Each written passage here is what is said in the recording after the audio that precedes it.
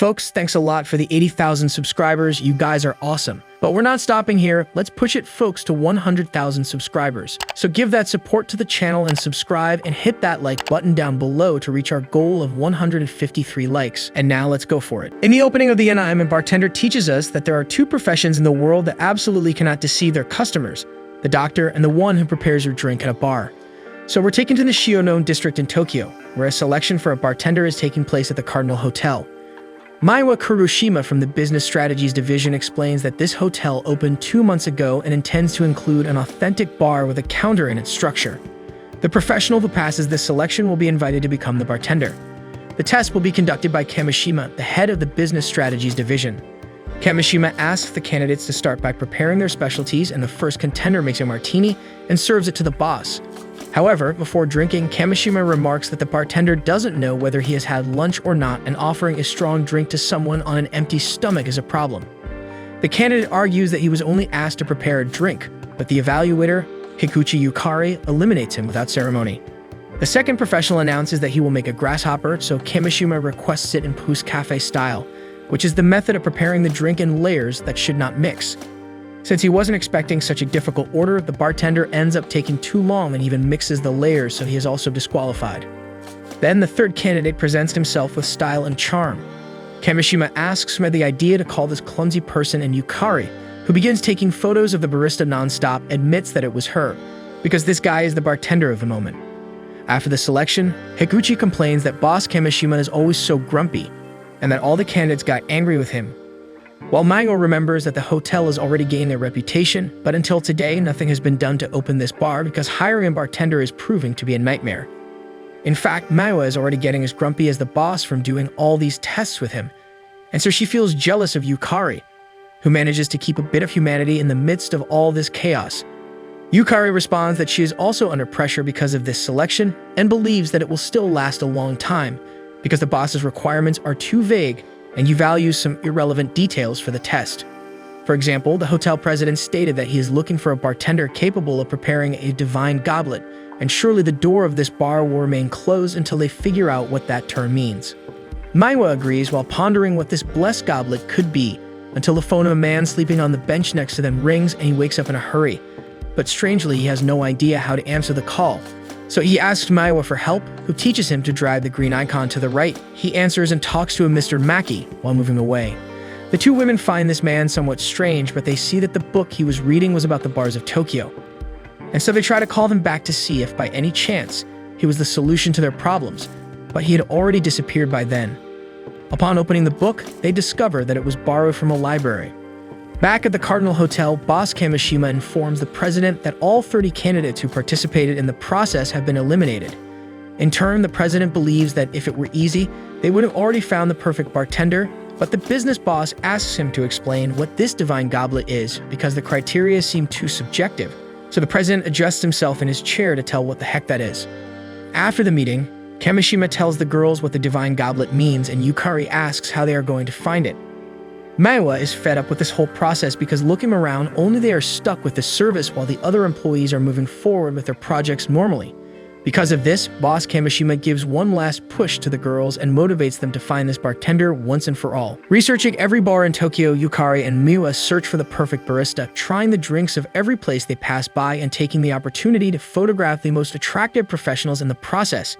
However, drinking a beer at the Ogura bar near the Sumida River, Yukari discovers that human resources won't cover the expenses of searching for the candidate, so the two will have to pay for everything they consume today out of their own pockets. Inconsolable, Maiwa leans on the counter, and the owner of Ogura asks if they are still looking for an employee for the hotel bar. Maiwa confirms and asks if he knows anyone capable of making the divine goblet, but to the surprise of both, the man affirms that he does. In this case, it's him because only a god could keep this place open until late. However, the two are not in the mood for jokes at this point and start grumbling with the bar owner, until that man from the park enters and orders a highball. Upon recognizing the women, he asks if they saw the book he left behind, and Maiwa says she doesn't have it now, but she can return it directly to the library because it's close to the office. The guy thanks her enthusiastically and says there are still good people in Japan, until this drink finally arrives. Maiwa says the highball is too weak and asks if the bartender is short on whiskey, but he argues that she's taking too long to drink it, and so the ice is already melted. Later, he reveals that the guy who just arrived is also a bartender, by chance, and Yukari sees it as a sign from destiny. The guy was thanking the colleague beside him for covering for him another day, and the colleague responds that everyone forgets their wallet once in a while. The guy agrees as he takes out his wallet from his pocket, but when he realizes he forgot to take out money to pay for his drink, the two give up interviewing this poor man for the job. The next day, the dude discovers that a young man named Sasakura won a European bartender competition, and that he currently works at the private bar Edenhall inside the Ginza building. Kamishima remembers that this bar closed, but Yukari saw in an article that said the private bar with an irregular schedule has finally reopened. Meiwa finds it strange for such a talented professional to be hidden inside a private bar, but the two agree that it's worth a visit as long as they are reimbursed for expenses. In light of this, boss Kamishima grumbles, but hands over some cash to the duo. As dusk settles in, they manage to reach Ginza building, reminiscing how they often walked down this street but never heard of this Edenhall bar. Stepping through the door, they encounter two men drinking in an extremely calm and pleasant atmosphere. One of the men alerts Sasakura that two customers have arrived, and then the bartender emerges, revealing himself to be the park guy. This time, Sasakura behaves in a completely different manner from what they're accustomed to, displaying formality and elegance. As Miwa observes the neatly organized bottles behind the counter, she acknowledges the impressive collection the guy has until he reappears and asks if it was Ogura who referred them to Edenhall. Yukari mentions finding great reviews of the bar online, praising an excellent bartender. Sasakura is pleased with what people are saying about him on social media, but Maiwa wonders if he's really all that.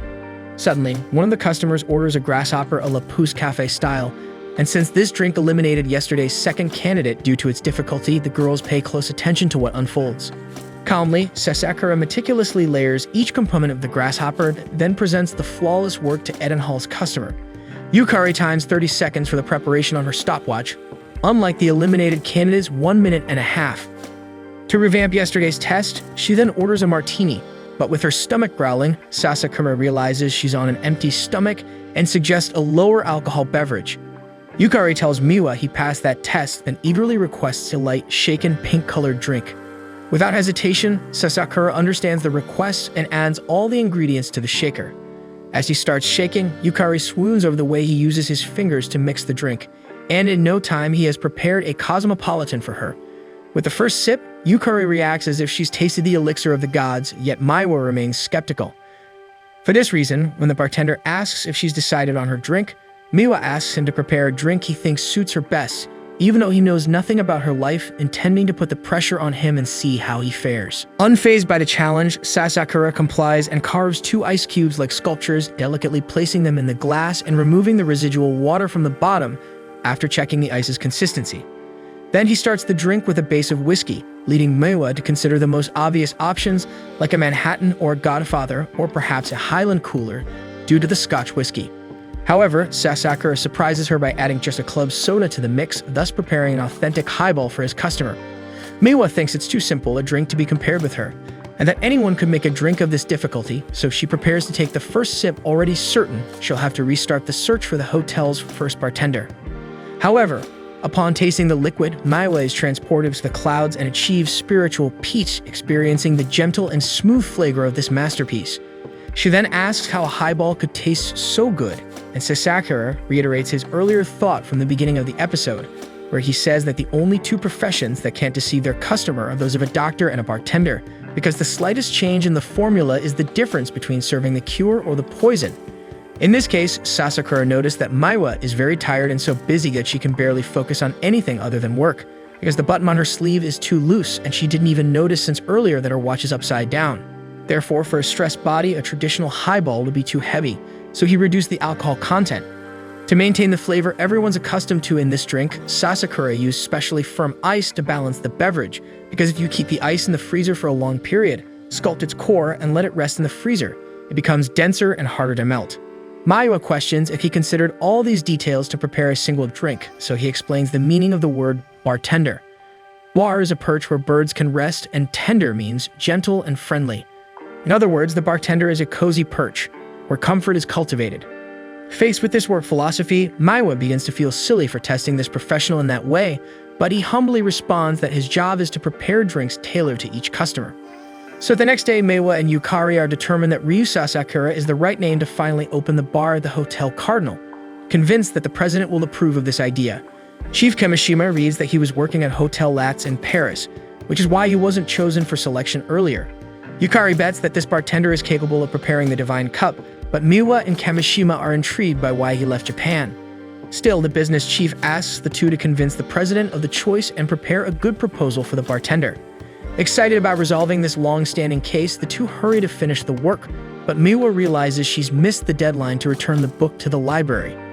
Meanwhile, in the outskirts of Tokyo, Ryusa Sakura gazes steadily at an empty plot of land with a strange expression. Returning to the exit of the bar last night, Miwa is sure that he's the right guy, while Yukari questions how they're going to convince him to work at the Hotel Cardinal. According to Miwa, for some international guests who only arrive at the hotel late at night, the bartender is the first person they can talk to, and a single gesture from the server can determine the first impression of people from that country, meaning it's not a challenge for just anyone. Still, the two are motivated to convince Sasaki, but upon arriving at the door of Eden Hall, the bar was closed for personal reasons. At that moment, the bartender was working in a bar called Le Pin, where another more experienced employee thanks Sasakura for covering this shift and apologizes for calling him at the last minute. Upon realizing that today is the 22nd, the man remembers something important, until suddenly the owner of the Hotel Cardinal arrives at the bar. Sasakura hands a towel to the customer, making the old man realize he's a new face, so the other employee explains that he's helping out because the bartender of the house is sick. Sasakura introduces himself to the customer and asks what he would like, so the gentleman orders a cocktail that the bartender thinks he will like. Soon Sasakura serves a gin and tonic with added bitters, as it's hot outside.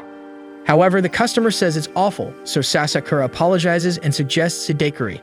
But once again, the old man doesn't like the drink. Then he prepares a Bellini, and the old man hates it. Finally, he says that all the drinks are terrible, and then he answers a phone call. With the unbearable elderly man gone, Sasakura's colleague apologizes for the behavior of that man and explains that when the deceased owner of this place was still studying in Yokohama, this gentleman used to be his client. He always comes to this bar on the day of the owner's death and treats everyone like this. Meanwhile, the girls wonder where Sasakura might be, and Miwa sees on a specialized website that when the bar closes for personal reasons, the bartender usually goes out to help in other places. There are 300 bars in Ginza, and the night is just beginning, so the duo sets off to hunt. In the meantime, the gentleman returns to Sasaki and asks what he will prepare now, so the bartender serves a classic martini. The gentleman notices a different aroma, and Sasakura explains that it was made in the Dutch style. Generally, this drink is made with London gin distilled in a column still, but the professional opted for a Dutch gin, aged for 12 years in the old-fashioned way.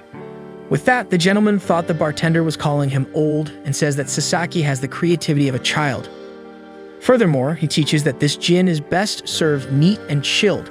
Without losing his composure, Sasaki comments that the customer really knows a lot about the subject, but he continues grumbling that if the owner were still alive, he wouldn't be forced to drink this crap. At least he admits that Sasakura made an effort, but then he hands a bill to the bartender and tells him to bring sake from the corner vending machine, disregarding the employee's drinks. Later, Sasakura goes to drown his sorrows at Bar Ogura and ends up revealing how terrible his day was. The owner thinks he was talking about the drink, but Sasakura explains the situation and asks how he reacts when a customer says the drink is terrible. Before the attendant could answer, Meiwa and Yukari finally find out where the bartender got himself into, and the owner of the place is offended by the term the woman used. Sasakura explains that he was covering for a sick employee, so Miwa decides to get straight to the point after handing her card to the guy, inviting him to work at the Hotel Cardinal. The owner of Ogura asks if this was the man capable of preparing the divine cup, but anyway, Sasakura refuses the offer for having just started at Eden Hall. Miwa assures that she can raise the salary and benefits as Sasakura wishes, but still Sasakura has no idea what to say, so he asks the boss to lower it once more. On the next night, before officially opening Eden Hall, Sasakura remembered what that bartender said about the deceased owner of Le Pin Bar, so when Yukari and Miwa come to question the young man about the offer, he had closed Eden Hall again. At that moment, he was receiving the gentleman again at Le Pin after personally asking Mrs. Maki, the owner, to invite him back to the establishment. The old man asks what horrible drinks he should expect tonight, but before anything else, Sasaki begins to tell an old story that takes place after the war in the city of Yokohama. With the reopening of the ports, Japan's bars began to import Western drinks that were previously only available in fancy hotels, with their vibrant colors and complex, refined aromas.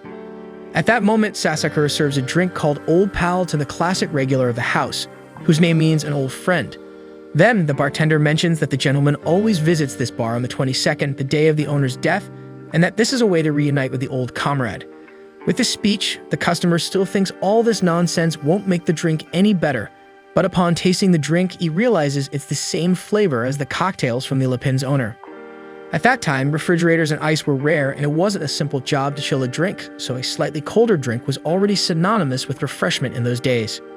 According to the gentleman, this old pal reminded him of the old times at Le Pin, and Sasaki mentions a teaching from his former mentor about never altering the taste of drinks.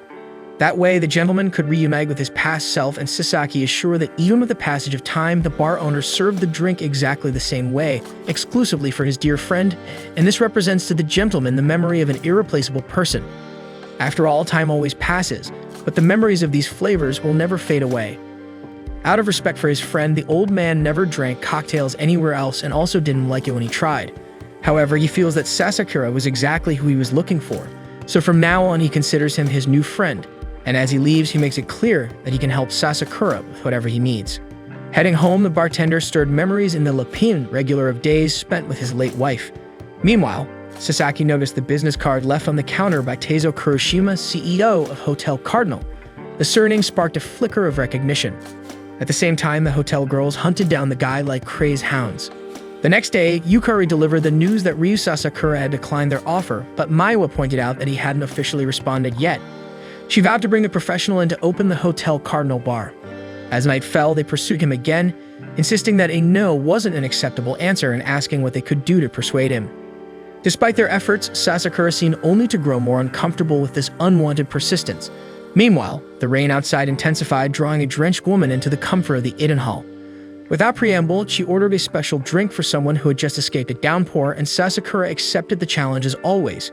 When asked about her preferences to inspire his concoction, she replied that she loved to get more drunk, but the smell of alcohol was already turning her stomach.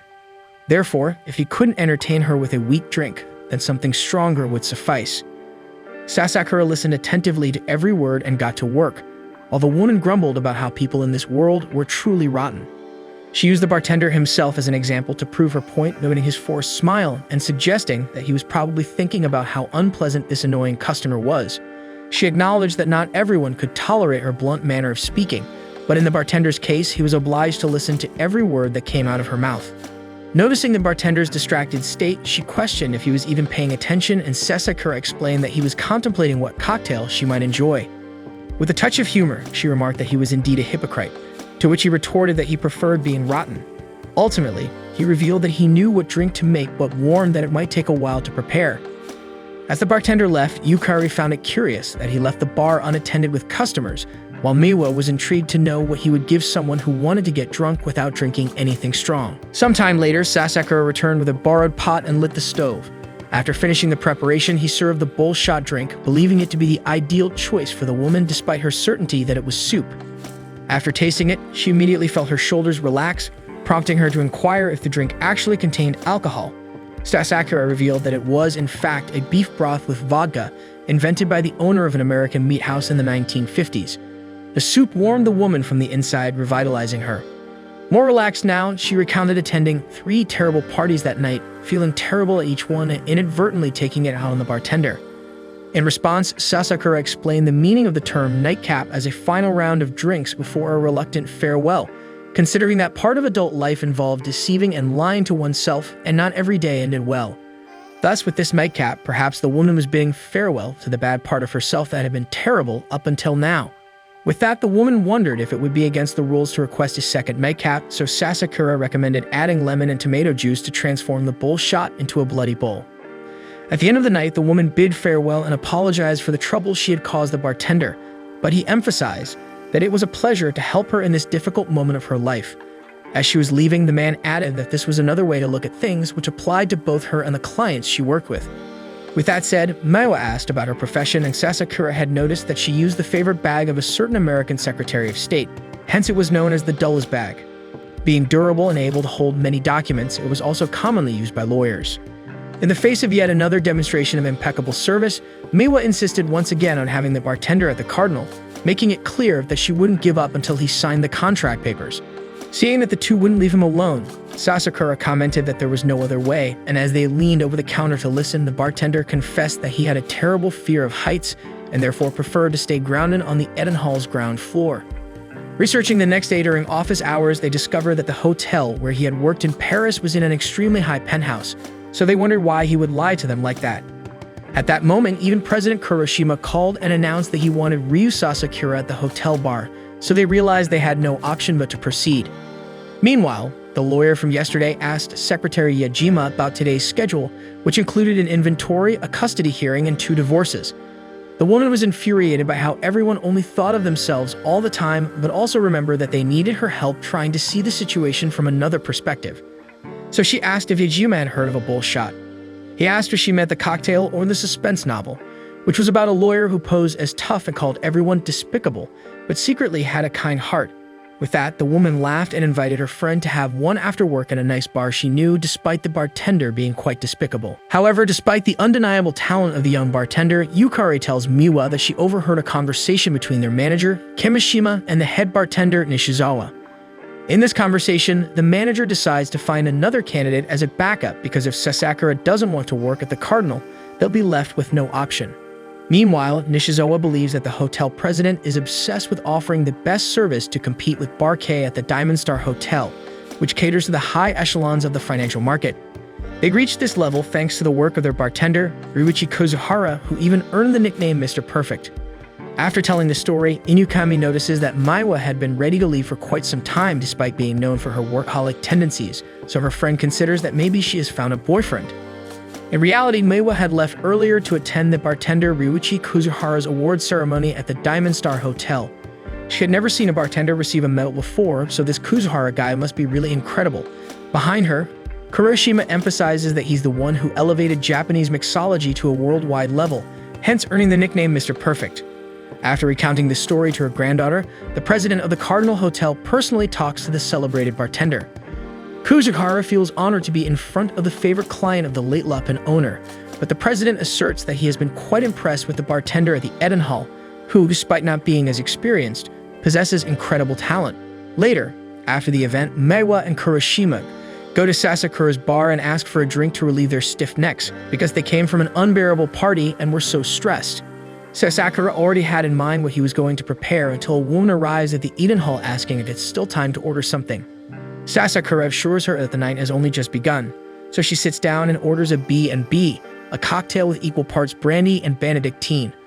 According to Sasakura, the best way to enjoy this drink is at the end of the night, just before going to bed, because it combines the rich flavor of brandy with the unique sweetness of Benedictine. Since the alcohol content is intense, it usually helps the drinker fall asleep. After preparing and serving the drink, Sasakura engages with the customer, tasting the cocktail and asking if he has been working in this area for a long time. The woman is surprised when Sasakura replies that he has been doing this for 8 years. Maiwa tries to understand the customer's intention with this question, although Kuroshima knows exactly what it's about. Then, after having the drink, the woman becomes slightly emotional and states that today she finally gathered the courage to quit her job before leaving. Sasakura observed that, unlike regular customers, she was concerned about the opening hours and was fascinated by the bartender's spoon technique, so he wonders why she would leave mixology. Faced with this deduction, the Cardinals president feels even more confident that this is the ideal professional to open the hotel bar, but Sasakura reaffirms that he unfortunately declined the offer because of his fear of heights. Maiwa was going to mention that he worked on the rooftop of another hotel in Paris, but before that, a special customer just entered through the door. This time it was Ryuichi Kuzuhara himself, whom Kuroshima was sure would show up. As he sits down, Kuzuhara orders a gin fizz, and while the bartender prepares it, the awarded professional wonders who invented this popular cocktail. Sasakura explains that the drink originated in 1888 in the city of New Orleans by a bartender named Ramos who worked at the Imperial Cabinet Saloon. The name of the drink, fizz, comes from the sound of the bubbles in the carbonated water, although Sasakura doesn't think that sound has much to do with the name of the drink. Kuroshima asks if this is something to tell Mr. Perfect, while Miwa concludes that Sasakura must not know this awarded bartender because he was trained in France. Next, the young bartender serves the gin fizz to his customer, who, upon taking the first sip, makes a strange expression. Sasakura asks if the drink isn't pleasing, but Kuzuhara just wants to know what subtle flavor this is, like an aged rum. Sasakura explains that he developed his own recipe because he thought the standard drink would be somewhat ordinary for a top-notch professional like Kuzuhara. Kuzuhara questions how Sasakura knew that, so the young man explains his deduction with two main points. First, the gin fizz is widely used by professionals to test a bartender's work. To explain to Maiwa the reason, Kuroshima wets his finger in his drink to draw the kanji for eternity, because this symbol contains all the basic strokes of shono, Japanese calligraphy. Similarly, the mixing and dosing technique make the gin fizz a drink that brings together all the essential techniques of a bartender. As for the second reason, Sasakura explains that Mr. Perfect's pinky finger seems to have a typical callus from years and years of mixing. Finally, the young bartender believes that Kuzuhara is used to evaluating and drinking drinks only for work, so he would like him to appreciate the experience as a customer on the other side of the counter. Kuzuhara asks if the boy thinks he's amusing him with his guessing game as well as putting this rum in his drink. Sasakura corrects the man by explaining that he only added wasanbon sugar, the same used in common sweets, because it is known for its subtle sweetness. That said, the Cardinals president comments that Sasakura tied a tactical knot on Mr. Perfect, so the experienced bartender heads to the exit, tired of all the professionals who have tried to impress him with exotic drinks. Finally, he says that Sasakura's cocktail is still far from perfection. After the departure of the awarded barista, Kuroshima emphasizes that he doesn't usually get worked up about nonsense like that, and then asks the house bartender to make a gin fizz just like the previous one, with wasanbon sugar, a drink that Maiwa takes the opportunity to order as well. The next day, Maiwa mentions that she went out with her grandfather, and that he is like a father to her, since her real parents died when she was very young. In the middle of the conversation, Kimishima asks for less gossip and more work, so Miwa looks back at a newspaper article on the computer that talked about Ryuichi Kuzuhara, and Miwa remembers how rude he was to Sasakura. Cutting off her friend's train of thought, Yukari asks if she's seeing someone, so the manager scolds the duo again. Meanwhile, Sasakura was heading to buy some liqueurs at a store when he spotted that customer from yesterday consulting with a fortune teller. The fortune teller revealed that the woman didn't seem satisfied with her current job. Approaching the girl after this consultation, Sasakura expressed his happiness that she hadn't completely abandoned bartending yet. So the two ended up sitting together at a cafe to chat. Once there, she talked about her work at Bar Minami, where she recently prepared her first B&B for a customer. However, he only said it could be improved, while her boss emphasized the need for better blending.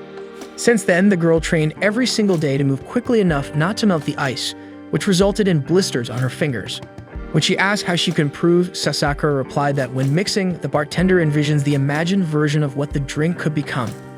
Therefore, mixing is not just a mechanical gesture, but also requires imagination to be done best. The B&B itself, for example, seems simple, but it has this catch that every bartender falls into. However, when a bartender makes this mistake and gets so discouraged to the point of wanting to quit the industry, maybe that person should change professions. The woman asks who he thinks he is to say such a thing, so Sasakura suggests she take that frustration and make a better cocktail. Irritated, the woman stands up and introduces herself as Kyoko Kawakami, a bartender at Bar Minami, and invites her colleague to visit her anytime. As night falls, Sasakura receives an unexpected invitation, and taking advantage of the heavy rain that drove away the clientele, he closes Eden Hall and heads to Hotel Diamond Star, where Bar K is located. Inside, an attendant named Chen welcomes the young man in the presence of Kuroshima and Kuzuhara.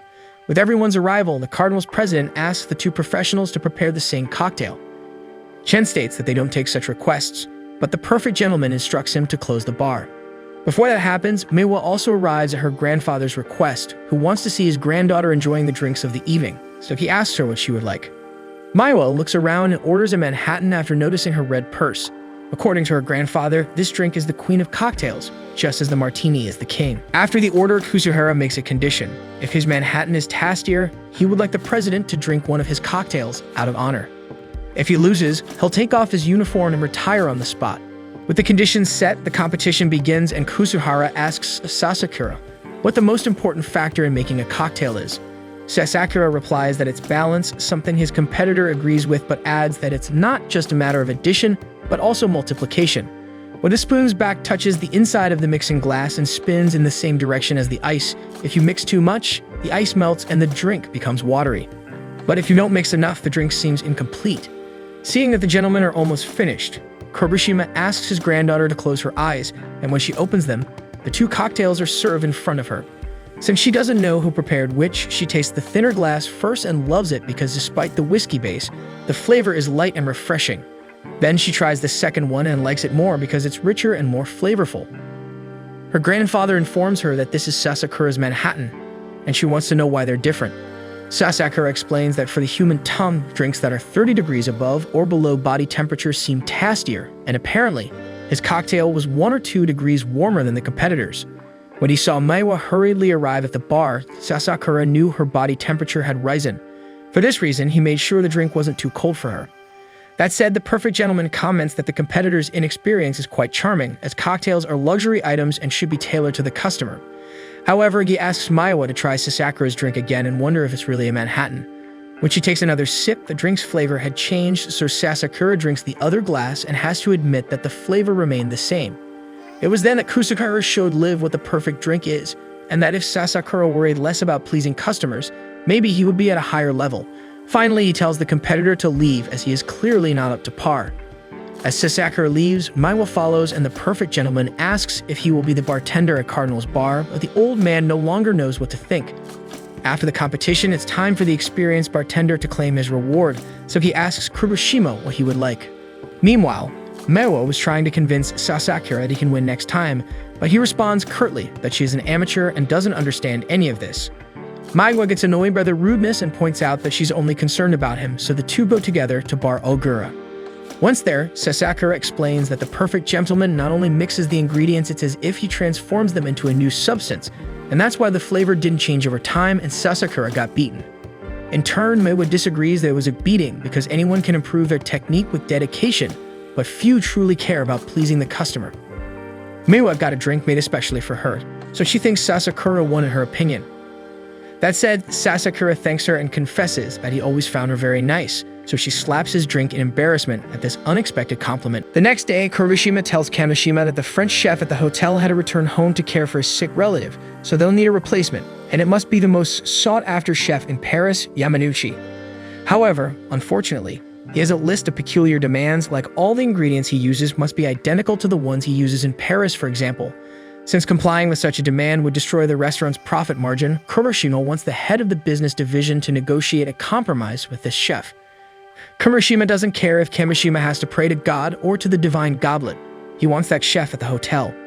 Later, at Eden Hall, Kamishima orders a Moscow mule from Sasakura on his first visit there, and after tasting it, he understood why his colleagues insisted so much for him to visit that bar.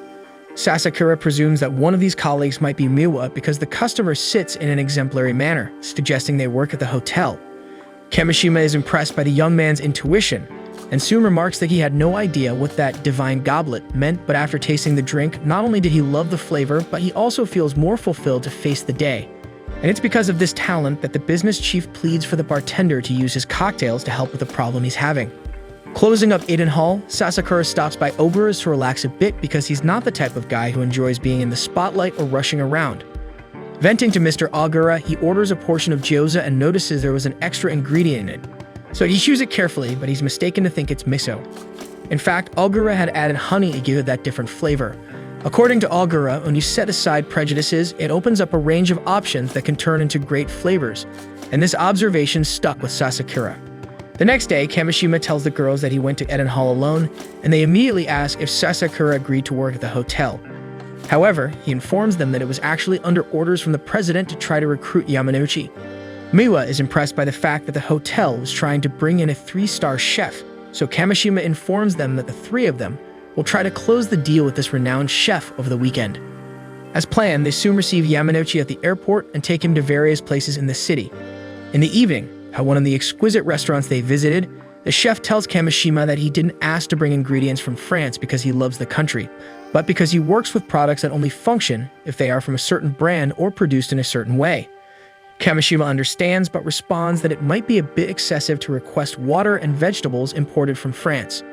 Hearing this, the chef gives up on any negotiations, but the 3 Cardinal employees end up convincing him to visit Eden Hall, the last stop of the night.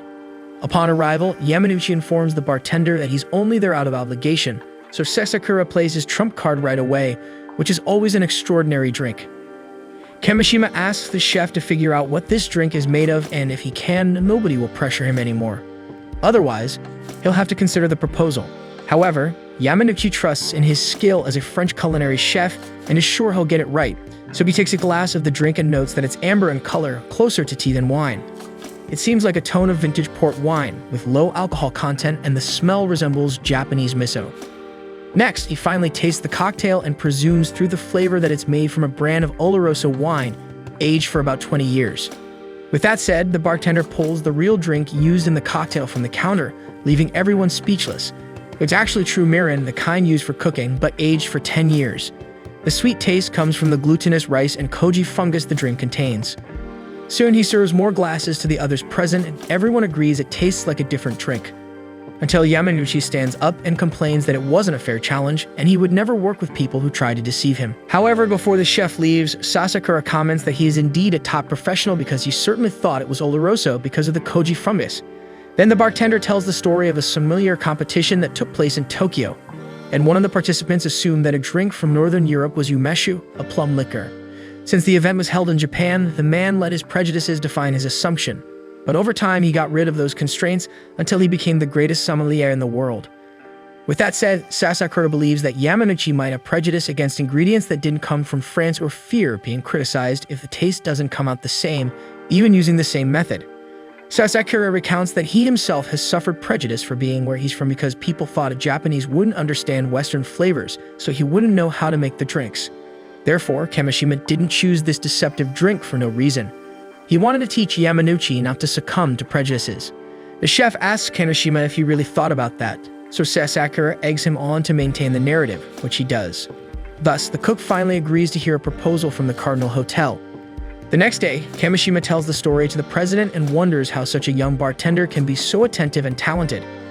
In turn, since the business chief thinks that way, Kuroshima asks him to drag that kid to the Cardinal too.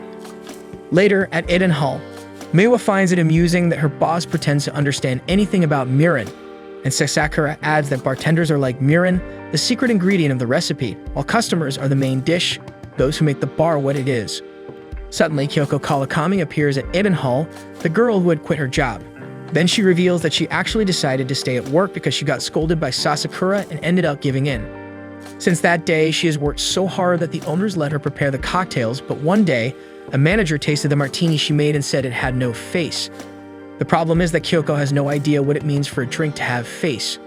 Without saying a word, Sasakura asks what she'll have, and she orders a beefier gin, Noile vermouth, in a 3-to-1 ratio, because that would be a martini with character.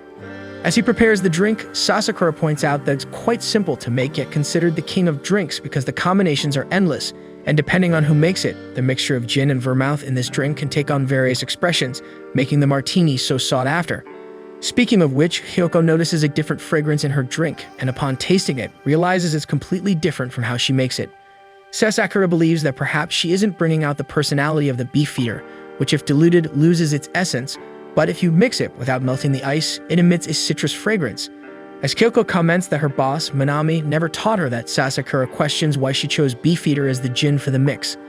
The one explains that's how her boss does it, so Sasakura understands why he said her martini had no character. It's because she hadn't added a touch of personality to the cocktail. Finally, he agrees with Minami because certain lessons can't be incorporated with words alone. Sometimes it's only through the blood and sweat of trial that we can truly excel at something or bring our personality to our work. Thus, he reiterates that perhaps it's better for Kyoko to enjoy the drinks from where she is, on the other side of the counter. Kyoko gets nervous once again because, according to her, it's very rude of the bartender to make such a comment again. Serene as always, Sasakura invites the girl to drown her sorrows in a great martini nearby. The bartender takes the woman and Miwa to Hell's Arms, a bar he frequented when he was an apprentice. Upon arrival, vinyl records and record players give a personal touch to the place besides the bartender being a woman, which is rare. The three sit down and Sasakura asks where Uehara is, but the bartender informs them that the boss took the night off. Soon, the three order a martini each and Miwa is confused by the woman using vodka in the cocktail mix, just like Kyoko. When Kyoko tastes it, she thought it would have a sharper taste than a gin martini, but it goes down smoother, even with the stronger flavor. Miwa notices that the lemon peel sinks into the glass, making it easier to drink. So she asks the bartender how she did that, but the woman replies that it's a professional secret. However, Sasakura remembers when Uehara came up with the trick of cutting part of the peel to sink it, teaching that a true bartender sees what no one else does beyond raw and naked vision. The attendant is intrigued by the man knowing the bar owner, so she asks for his name. As the conversation goes on, she finds out that he and Kyoko are colleagues, so she introduces herself as Yuri Ginjo and says this is her 3rd year in the profession, which frustrates Kyoko, who has the same time in mixology and still can't make such a drink. To discover the face of Ginjo's martini, Kyoko orders a gin martini and finds out that she keeps the gin at -5 degrees, almost freezing. The vermouth is martini extra dry, and then she mixes more than usual to raise the temperature, enhancing the flavor and aroma, while the chilled gin replaces the ice to keep the drink cold. Maiwa asks if Ginjo isn't afraid to share her technique, but the bartender affirms that 2 different people can achieve the same taste even using the same technique, so this will always be her signature. Kyoko tries it and notes that the drink is strong, but she can really feel the aroma and personality of the gin. With that, she understands that what defines the face of the drink is the bartender, and since she doesn't know what kind of bartender she is, her drinks lack personality. On the other hand, Sasakura says that it really takes time for us to know what kind of professionals we want to be, while Ginjo emphasizes that she even participated in a contest that reinvents famous drinks to find out who she was, and it wasn't an easy journey. That said, the bartender is called by a customer, while Kyoko keeps pondering this question in her head. The next day, Ginjo tells Uehara that Sasakura dropped by Hell's arm, and the bar owner says he's the guy from the Divine Cup. Since he met him when he was younger, Sasakura has always made it clear that he wanted to alleviate the customer's worries with a single drink, being someone capable of preparing the Divine Cup. Uehara recalls that the boy said this with fire in his eyes, but Ginjo thinks maybe that flame has been extinguished, surprising the boss. Meanwhile, at Bar K at the Diamond Star Hotel, Kuzuhara makes a difficult request to Kurashima, but the Cardinal President says he has something in mind to solve this problem. A few days later, Sasakura and Miwa found themselves in the sweltering heat of July in Japan, waiting for the train to arrive at the station for a joint experience.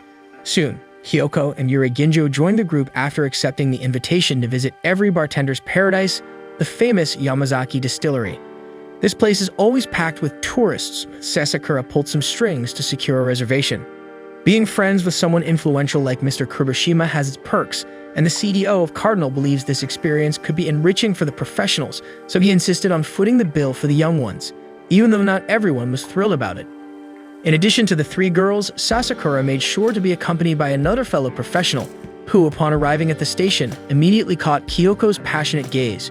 Just before everyone boarded the train, Kyoko tried to strike up a conversation with the man in every way possible, managing to glean the information that his name is Kelvin Chen. An employee of Bar K, Yuri, also introduced herself, but Kyoko was determined to grab Kelvin's attention, despite his dry responses to her questions showing little interest in her. When she asked if he was excited to visit the distillery, he responded that Mr. Kurashima forced him to go, making the atmosphere even more tense. After the journey, the group arrived at the Yamazaki Distillery, Japan's oldest whiskey distillery, operational since 1923. Sasakura challenged the companions to guess why the distillery was located precisely there, and according to Kelvin, it was built around 3 rivers to take advantage of the mild temperature and humid climate, as these are the ideal conditions for whiskey aging. Sasakura remarked that his friend had indeed studied to isolate himself, to which Kelvin responded unenthusiastically that he needed to live up to the name of the exquisite Bar K.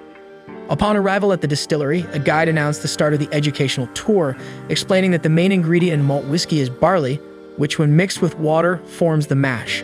Upon fermenting the mash, yeast is added, thus distilling the raw liquid known as low wine. Miwa noticed that this low wine is a transparent whiskey, so Sasakura explained that the color comes with aging, taking 5 to 10 years before the whiskey's flavor can be appreciated.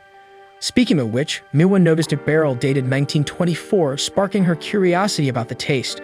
Kelvin remarked that the contents must have completely evaporated by now, and Kyoko retorted that everyone already knew that, being rather harsh with him. As the girls explored the distillery, Sasakura noticed Kelvin isolated in his own corner. Later, everyone except Kelvin participated in the whiskey malt tasting, and the custom was to ask the guests to prepare their own highballs. But since there were only professionals at the table, the guide suggested that each prepare their desired drink. Kelvin Chen took the honors at Sasakura's request, delicately preparing the ice with a spoon and pouring the whiskey into the glass. Using a trick or two, he finished a highball by adding a carbonated beverage, prompting Miwa to complain that the guide didn't share any techniques with the rest of the group, which even embarrassed the guide because that was the purpose of the activity. To change the subject, Sasakura invited everyone to taste the low wine, and everyone enjoyed the taste, which is quite different from the final product after aging. However, just as he didn't drink the malts, Kelvin refused to try it, stating that he would never serve that to his clients. However, with some insistence from his colleagues, he ended up taking a sip, but ultimately found the taste unpleasant. Despite this, Sasakura found it worthwhile to know the taste of each product involved in the production of what is served to the customer, even if it is unpleasant. Nevertheless, Kelvin considered it all a waste of time and remained unmoved by his colleague's opinion. In the late afternoon, Kyoko announced that she would participate in a competition called the Cocktail Prize. According to Yuri, after everyone visited Hell's Arms together, Kyoko went back alone to talk about participating in this event, so the two decided to visit several different bars to study cocktails. Changing the subject, as Kelvin said he had things to attend to and ended up going back to the hotel earlier than the others, Kyoko commented that the man had been annoying and unfriendly the whole time, full of arrogance just because he was a disciple of Mr. Perfect. Miwa took the opportunity to mention that he was like that even with his customers, which must discourage people from returning to the bar because of the terrible treatment. Sasakura invited the guy to interact with the other bartenders, but since it wasn't possible, at least he hopes that Kelvin can learn something interesting on this trip. Speaking of the devil, before returning to the hotel, Kelvin Chen passed by the old Takiya property, which had been vacant for a long time, and he just found out about it. From what was said, someone bought the house and kept it the way it was. Looking at a personal item he kept for this trip, Kelvin recalls Chito's questioning if they're really going to do this. A day later, at the Minas Shrine, Sasakura is exhausted after touring the local bars all night. First he went to K6, then to Calvador, Junsembo, Kiyomachi Sembo, El Tesoro, Talisker, Finlandia, and finally to the Rocking Chair Bar. Meiwa finds amusement in her friend's unusual adventure and then asks Kelvin how his night was.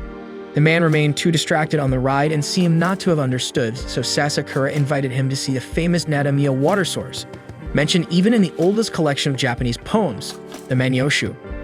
It is said that Senno Rikyu, the tea master, had a tea house built there just because of the water. Nowadays is the Yamazaki distillery that benefits from this water, which is the secret to the life of whiskey, forming drop by drop until it forms the stream that irrigates all the trees around. After hundreds of years, a river is formed from this and feeds life abundantly wherever it goes. For this reason, each glass of whiskey carries with it a story that surpasses what our eyes can see, so there's something poetic about serving the customer a drink that transcends the mere flavor of a cocktail, rather than just a simple glass of whiskey. At this moment, Meiwa approaches after setting aside some of the water from Nadamiya for her grandfather. Then Sasakura takes advantage of the stroll to gift Kevin with a talisman from Mina's shrine, which aids those seeking to enhance their abilities. Intrigued by this, Kelvin takes his object out of his pocket to see if it's also a talisman, but in reality it's an amulet from Mount Hosho, one of the floats that parade in the Joan festival. The amulet is exclusive to this festival and comes from a tale of true and reciprocal love. After hearing this, Kelvin isolates himself once again to reflect on the story of his amulet, where 12 years ago, he was enchanted by the assembly of the floats at that year's Joan festival. Despite this, his father makes it clear that they didn't come for leisure, and as they inherit his fortune, the boy must contain his excitement and maintain seriousness. During this trip, Kelvin visited the Takiya residence, and a young woman welcomed the visitors with a slightly broken English, but Kelvin says it's okay to speak in Japanese. Relieved, the young woman invites the visitors into the inn, and even without having taken off their shoes yet, Kelvin's father corrects his posture at every moment and says they will leave as soon as they unpack. At dinner time, the girl places the chopsticks for Kelvin turned towards his left hand, and the boy's father comments on the girl's intelligence for noticing that his son is left-handed, which the girl discovered when she saw him taking off his shoes earlier. Then the hostess introduces the girl as Chitos, her daughter and successor in the inn. And as for the foreigner, he also introduces his son and says he intends to leave him in charge of his hotel in Singapore, while the boy feels embarrassed by Chitos's welcoming smile. When they leave for business the next day, Kelvin notices the girl going to school, and since then, on his father's endless business meetings, he nurtured a feeling for the lovely girl from the Takiya Inn. And every passing day increased his desire to be near her and know her life, like one day when he saw her dancing with her friends in a nearby park. One day, Chitos had an argument with her mother about her freedom to follow her own path, and it was Kelvin she chose to confide her problems to about how her mother suffocates her and tries to control her steps above all. In the middle of the conversation, Kelvin asks if the girl has ever thought about being a dancer because he saw her rehearsing. Chitos is embarrassed by this but confesses that she has this dream, although she is sure she won't be able to fulfill it because she is an only child and her mother needs her to take over the inn. Kelvin questions if she intends to follow these boring rules of her mother forever because he himself, just like his father tries to decide his destiny, decided to follow the path he chooses as soon as he can. In this way, Chitos proposes a challenge. If his popsicle stick is the winning one, Kelvin will have to cancel all plans for the next day. If hers is the winning one, she won't do any tasks in the inn. And if both sticks are winners, they will see the Jian festival together. That said, when they finish the popsicle and show their sticks, both had the prize marks, so Chito's questions if they are really going to do this. Finally, Kelvin confirms that it's going to happen, so they both rejoice together for what's to come. However, 12 years later, Kelvin tells Miwa that he didn't go to the festival because he couldn't challenge his father. Since then, he wonders if Chitos managed to go but was alone, or if she couldn't even leave the inn. In Miwa's opinion, the girl was afraid to say she went and hurt the boy's feelings, so she communicated her feelings through this amulet. And the worst part is that Kelvin doesn't know where Chitos is anymore because the family inn was closed, so he will never be able to apologize for everything. After all, he didn't fulfill his promise and hurt the girl, and that's why he feels like a terrible person. At this moment, Sasakura serves his friend a Yamazaki 12 years old, and along with it, a drop of water. When Kelvin drinks, he is transported to the origins of the cocktail from the wheat plantation, through the stream to the conservation barrels. Thus, he discovers that adding a little water opens up a range of flavors to the drink. According to Sasakura, the taste that Kelvin found unpleasant from the low wine aged for 12 years and gained the flavor it has today. Similarly, Kelvin spent 12 years retaining this feeling and maturing within himself like a low wine. And with the inevitable dose of time along with honest self-reflection, this is the technique that can transform a crude substance into something mature, like an overcome feeling, transitioning from youth to adulthood. Hearing this, Kelvin apologizes to Chitos, wherever she may be. Later that night, Mawa uses her grandfather's influence to get emergency spots to use a bar, but when trying to call Yuri and Kyoko, the two were having fun elsewhere and didn't hear the phone ring. Finally, at the farewell moment, Kelvin thanks Sasakura for yesterday's teachings because that's how he managed to understand the kind of work a bartender can offer. As he leaves, he calls someone and informs them that he's on his way to the bar. Meanwhile, the two intoxicated ones are already in another atmosphere, and the waiter asks if they are going to spend the night in the bar because the last train has already departed. Hey folks, if you're digging this anime and want to see more, drop a like down below and don't forget to subscribe to the channel. We need your support to hit 90,000 subscribers. Every subscription counts and helps us grow our community.